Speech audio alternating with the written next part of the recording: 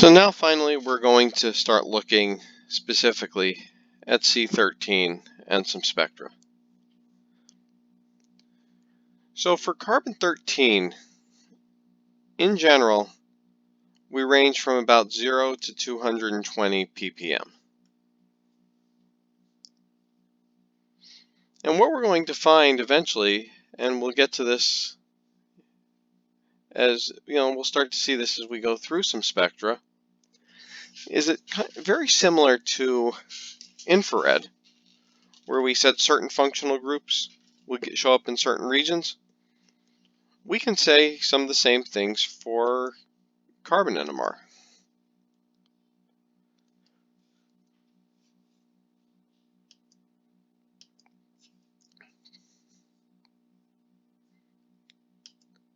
So we're going to start here with our first spectrum. And this spectrum is for pentane.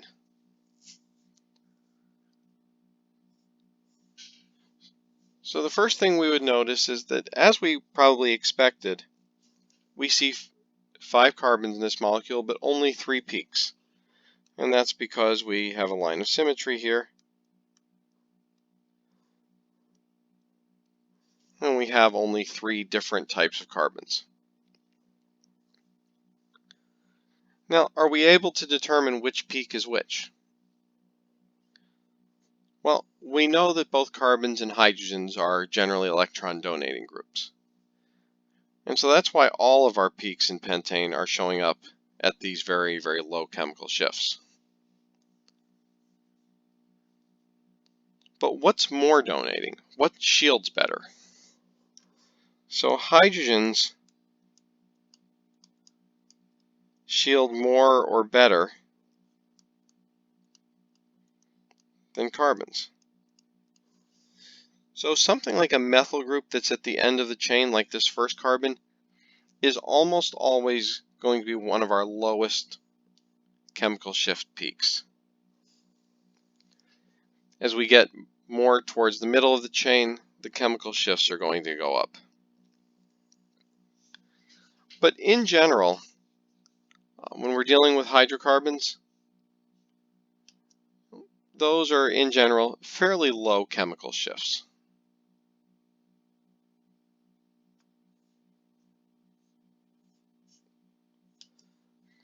Now, if we make one slight change to pentane, and that change is that we put a chlorine at one end. Well, the first thing we notice, I'm sure, is that that makes all 5 carbons different. And so we see 5 peaks.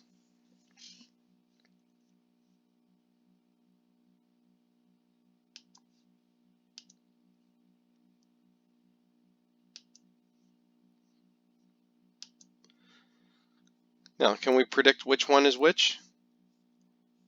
Once again, we can, and we can do it the same way that we did it with some of the other compounds we've looked at. Now, this one is actually a little bit easier. Why do I say this one's easier? Well, we know with the chlorine at one end, chlorine is an electron withdrawing group. It's more withdrawing than any other atom we have in this structure, and is therefore the most de-shielding atom. So the atoms that are attached to the chlorine are going to be at the highest chemical shift. And as we move further and further away from the chlorine, because this is an inductive effect, and hopefully you recall from when we talked about inductive effects in the acid-base chapter, that the further away the electron withdrawing or donating group, but this being chlorine that we're talking about, a withdrawing group, the further away it is, the less of an impact it has.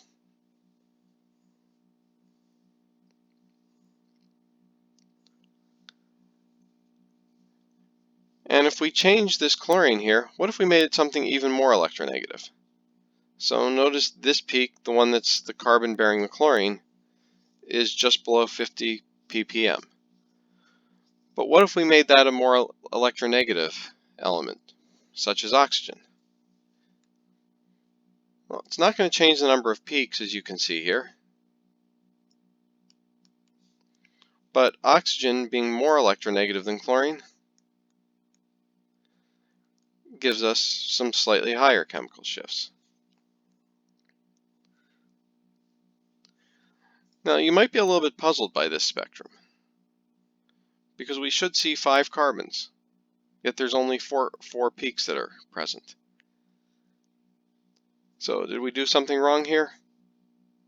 No, it's just sometimes we end up with compounds that 2 of their carbons or 2 of their hydrogens are almost identical, and they end up having their peaks overlap. And that's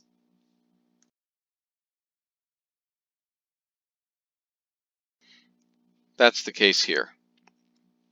These 2 carbons end up being so similar in chemical shift, we don't actually see 2 different peaks.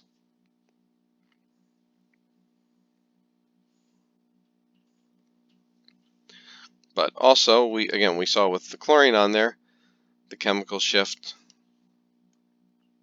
was in the mid-40s, with the more electronegative oxygen a little bit above 60.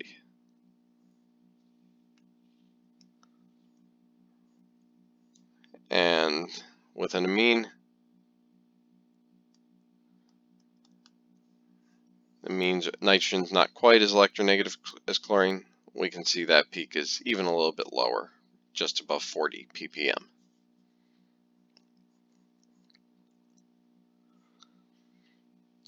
All right, what about some of our other functional groups?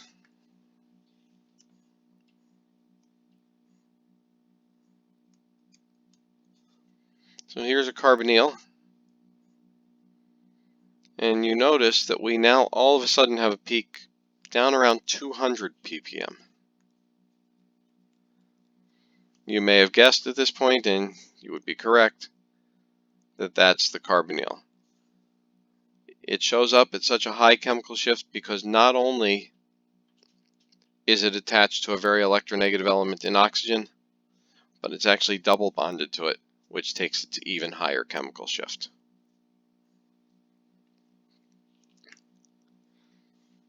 This is an aldehyde. Aldehydes, as we've probably grown to expect, there's not a ton of difference structurally between an aldehyde and a ketone. And so it gives us a very, very similar chemical shift, again, around 200 ppm. This one's a little bit lower. You can see it's maybe 202, 203 compared to the ketone, which was probably more like 208.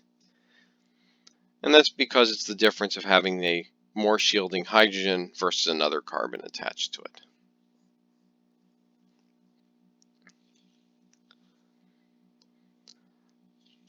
This region from about 150, 160 to 100 is where we find sp2 carbons. And so those are the 2 carbons of an alkene.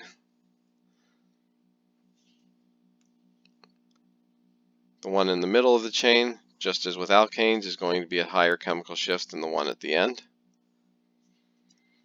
And then the 3 remaining carbons, which are all single bonds, again, the alkene is somewhat like an electron withdrawing group, and so the further we get from the alkene, the lower the chemical shift.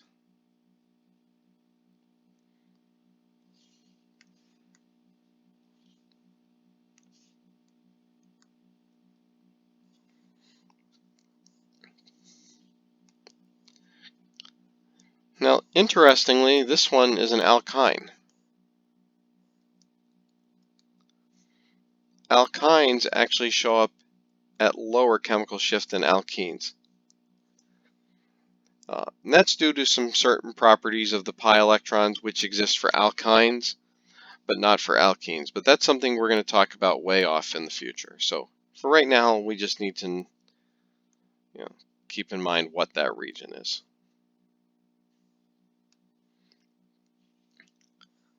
Here we have a carboxylic acid. Again, notice that the carbonyl is very high chemical shift. this case around 180. That's not nearly as high chemical shift as, say, the ketone or aldehyde was, which were both over 200, but it's still fairly high. And the reason for that is this oxygen on the carboxylic acid can donate some of its electron density into the carbonyl through resonance. That ends up helping to shield it a little bit, and is why we end up at a slightly lower chemical shift. We can also assign the rest of the protons or the carbons in the molecule. The closer they are to that electron withdrawing carbonyl, the higher their chemical shift will be.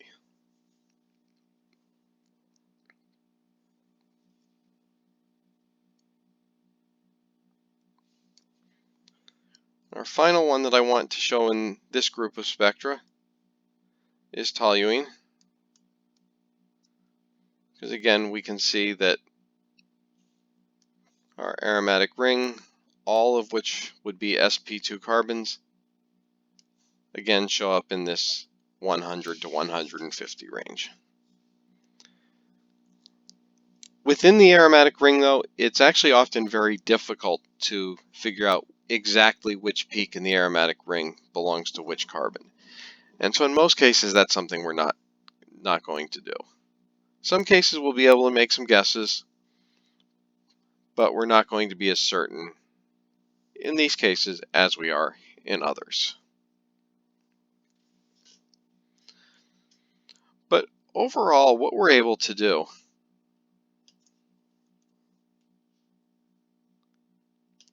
is, just like we did with IR, we can summarize where common functional groups show up.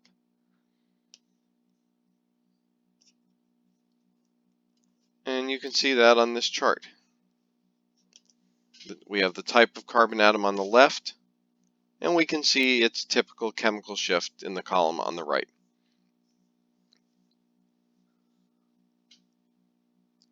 Now, again, just like with IR, these ranges aren't perfect. You will find that sometimes they fall out of these ranges, and that could be higher or it could be lower. It all depends on what else is attached to it, to a net carbon.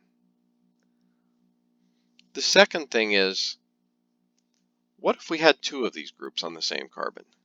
Can we add these numbers together? The answer is no. So if we had an oxygen and a nitrogen on there, that carbon is going to show up at higher chemical shift than it would if it just had one of those atoms, but it's not a 80 plus 65, so it's not going to be at 145. It's going to be, probably at the higher end of the range, or even a little bit above that. But again, we can't add these numbers together. But the usefulness of these numbers is they give us a starting point for when we're trying to analyze a spectrum. And right now, that means we might be doing it in one of two ways. We might be doing it from the perspective of, here's a spectrum. What are the compounds involved? Or maybe we're trying to label the peaks, and assign them within a molecule. So let's do that with this spectrum right here.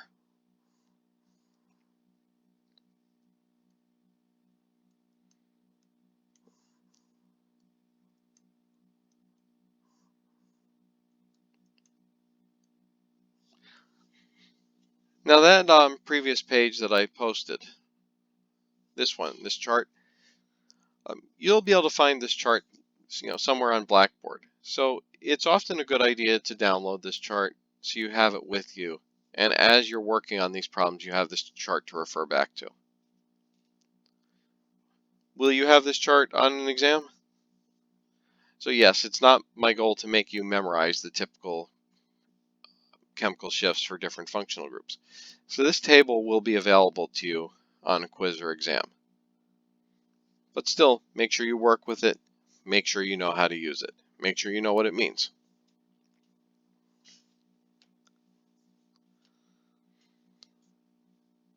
So if I wanted to assign all of the protons and carbons, or I'm sorry, all of the carbons in this molecule to peaks in the spectrum, first thing I'm going to do is give them some numbers.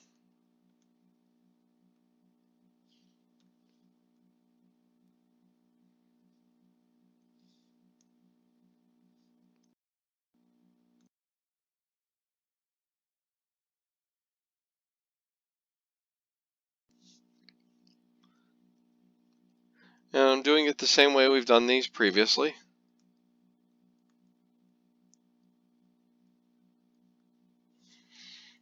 Okay, what is probably the easiest peak to identify? Well, hopefully you've identified the carbonyl, because once we get above about 160, 165 ppm, carbonyls are pretty much the only thing we find. So this peak that's out here at about 200, that's our carbonyl, or our ketone peak.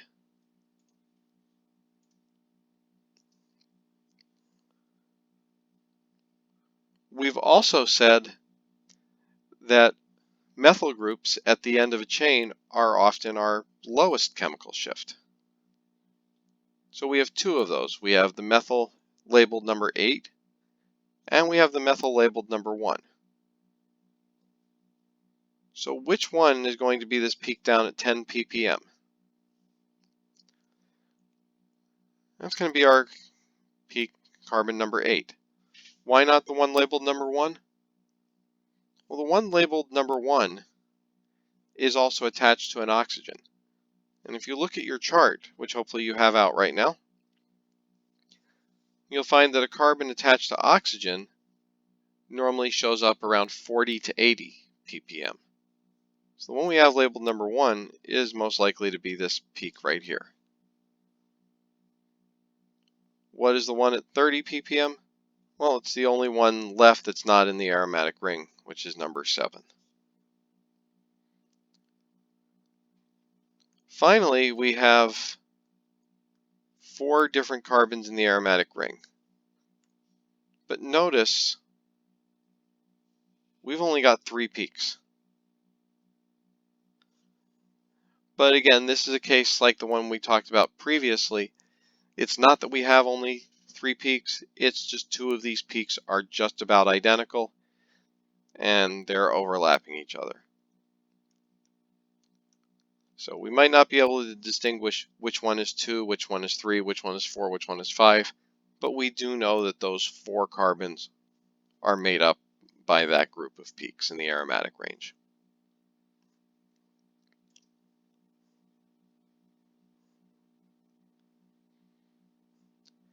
Now, one more piece about carbon NMR that I want to go through before we give you some practice to do, and that's to talk about a variation of carbon spectra, which is known as depth. Depth is an acronym that stands for distortionless, enhanced, polarization, transfer. What does that mean? Well, honestly, I have absolutely no idea.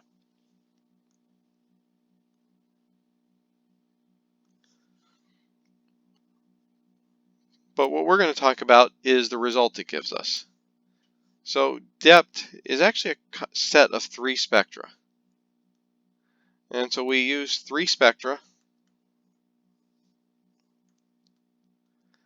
and this will allow us to determine the number of hydrogens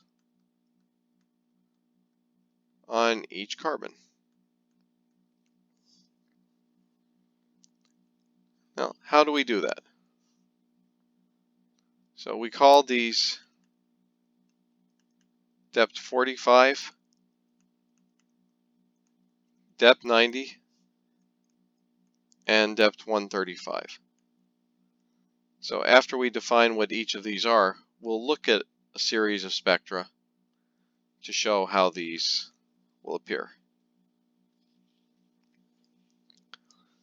So depth 45 will show us any carbons with one hydrogen, two hydrogens, or three hydrogens. A depth 90 will only show us carbons that have exactly one hydrogen on them. And finally, a depth 135 will show us CHs and CH3s pointing up, and it'll show us CH2s pointing down. So what about carbons with no hydrogens on them? Well, those we can see in the original C13 spectrum. They won't show up in any of the depth spectra. So let's see how this applies. So here's ethylbenzene. So an aromatic ring with an ethyl group coming off of it. Gives us a total of 6 peaks. And you can actually see all 6 of them. Each one is in a different color, and those colors correspond to the actual molecule. Now there's 2 peaks here that you can, to an extent, ignore. And that's this peak here at about 77 ppm. That is chloroform, which is used as the solvent for a lot of NMR experiments. And then we have our standard tetramethylsilane, which is our 0 ppm peak.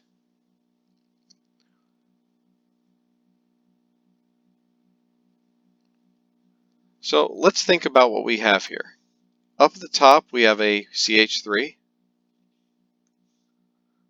This is a CH2.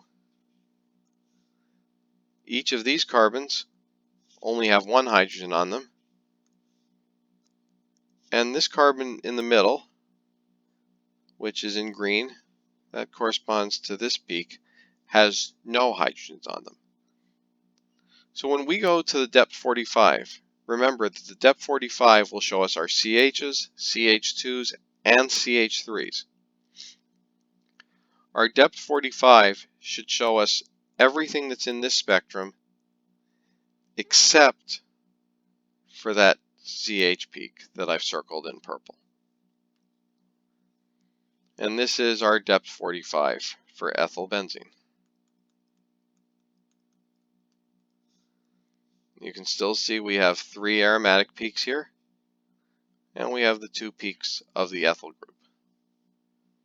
But our other peak is gone. You also might notice that the chloroform peak is gone. And that's because chloroform is CdCl3, so most NMR solvents, although not what we'll be doing in lab, but most NMR solvents are what we call deuterated. The hydrogens have been replaced with deuteriums. And to the NMR, hydrogen and deuterium are different. So given that the chloroform is CdCl3, when we try to do a depth experiment, the NMR looks at it and says, this carbon doesn't have any hydrogens on it, and it doesn't show up.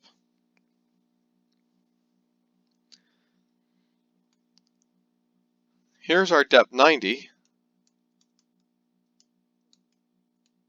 Remember that the depth 90 shows only CH.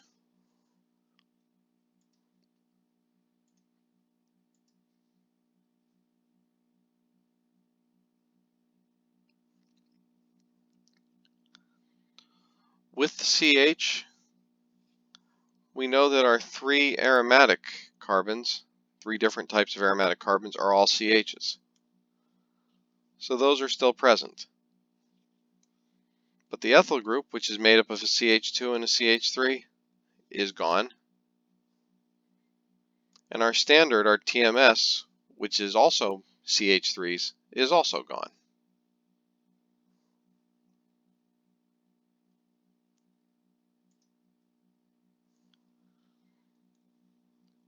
Finally, if we go to our depth 135,